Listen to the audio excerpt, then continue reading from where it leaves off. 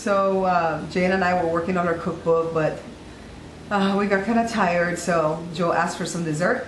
So we decided we're going to go in the kitchen and make some bread pudding. Well, at least I'm going to make the bread pudding.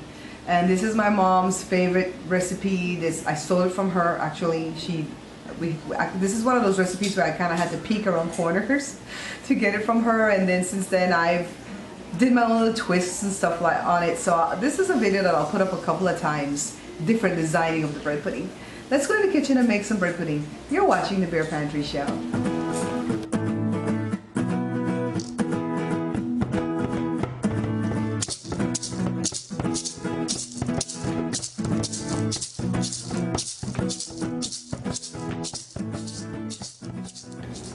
To make Belizean bread pudding, we're going to start, of course, with bread.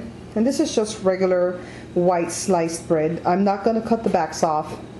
We have 3 cans of condensed milk, and I'm just going to use what I found. I have different brands, it doesn't matter. 3 cans of evaporated milk, 5 eggs, and a little bit of lemon extract. And believe it or not, that's all we're going to need to make this bread pudding. Let's get started. I want to show off my little, I guess, Pyrex or baking dish or whatever it is. The apple green. This is what I do all my puddings in. I bought this when I was writing the book so I could put it as a photo shoot. And I just love it for all my puddings and stuff. So we're going to start over here with the 3 condensed milk. We're just basically open them and we're going to put them in this bowl. And then let me get all 3 cans in, and then we're going to get to the evaporated milk. So here's our last can that I've put in here. And yes, you need all this milk. This is one of these recipes, you know how I've told you over time that you can change the recipes according to how you like it? This is one of those ones that I'm going to ask you not to change, because honestly, you're not going to get good results if you change it. I gave this recipe to my godmother, and she was so afraid to do it because it just looked like too much liquid to go with a little bit of bread that we're going to use. And she's like, oh my God, it's not going to set. And after she tried it, she had to call and tell me, my goodness, you were right. I was so glad that I didn't mess around and change any part of this recipe. So this is 3 cans. It's 3 and 3. We used to put sugar in this and put 1 less milk, but we found out that we didn't like the consistency, so we changed that. Now look at the egg. My mom is really, really strict about getting those little whites. She calls them the eyes from around the egg. I really don't care. I cook with those. I really don't care about it. So I put them all in. And basically, you just want to mix this custard till the eggs are all mixed in and the condensed milk is mixed in with the evaporated milk. And then we're going to add a little bit of our lemon extract. And I think on this recipe, I'm going to put up a slide with what you need to use for the different essence or the extracts for the different meals. Like, for instance, when it comes to bread, what do you use? When it comes to cakes, puddings, so on and so on and so on. And as I get this mixed, I'm going to come back and add the lemon extract, and I'm going to show you what we're going to do with the bread. I'm adding 1 teaspoon of lemon extract, and I got this from my dad's store. Smells awesome.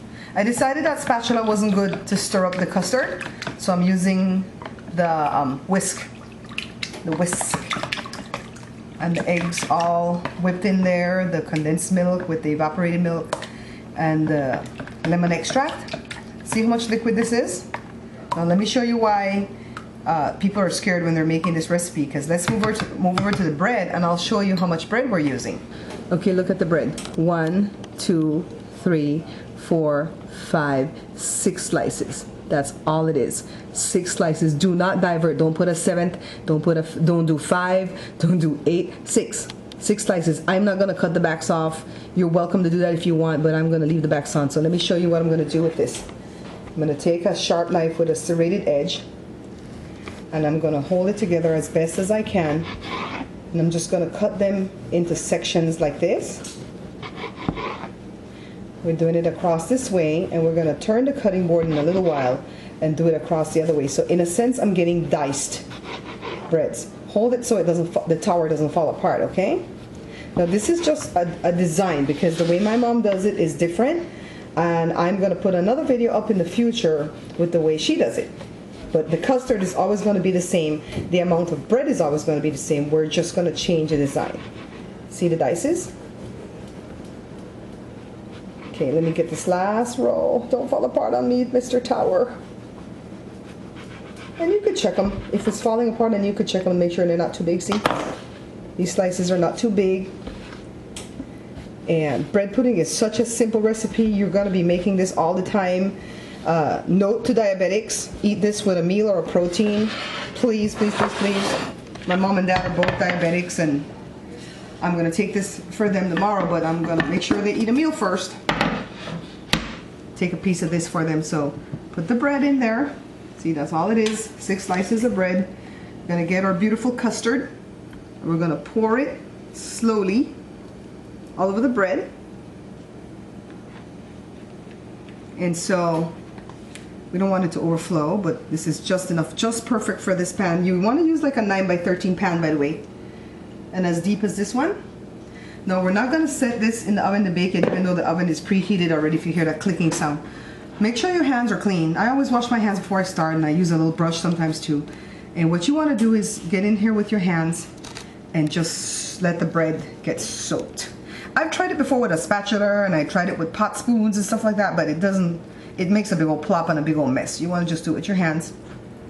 And then you let it sit here on the counter for about 15-20 minutes until the bread has absorbed much of the liquid. It's not going to absorb all of it, but much of it. Then we're going to put it in the oven, and we're going to bake it for about 1 hour and 40 minutes on 350°F. So let's come back when we're getting ready to put it in the oven. It's been about 15 minutes, and I've allowed the bread to just soak in the custard. It's absorbed somewhat, but not totally, because that was a lot of liquid that we have in there. So now I'm going to put it in the oven, and I'm going to bake it for 1 hour and 20 minutes. It may be a little bit more for this one, because the bread that rises to the top with the fluid on, or the liquid underneath it, forms like a ceiling. And this is the same thing that happens with bread and butter pudding. It forms a ceiling, and then the custard cooks a little bit more slowly on the bottom. But I'll show you as we progress what we do to offset those type of problems. But this bread pudding, when it's done, is going to have a cruffy, rocky top to it instead of the smooth one that you may be used to. And we'll do the smooth one another time.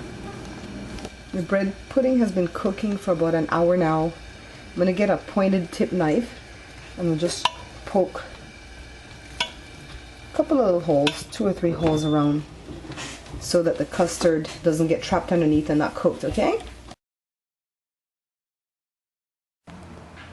It's been 1 hour and 20 minutes. See how the bread pudding look? See how the pieces of bread just forms like a crusty top? And if you notice in this bread pudding, I've not put any butter at all, because now is when you apply the butter. So this is when you want to put a little bit of butter. Just butter it across the top of the bread pudding. Don't have to put too much. And this is the only time that butter is involved, okay? Just a little bit. Now it's all poofy because it just came out of the oven. We're going to let it cool completely.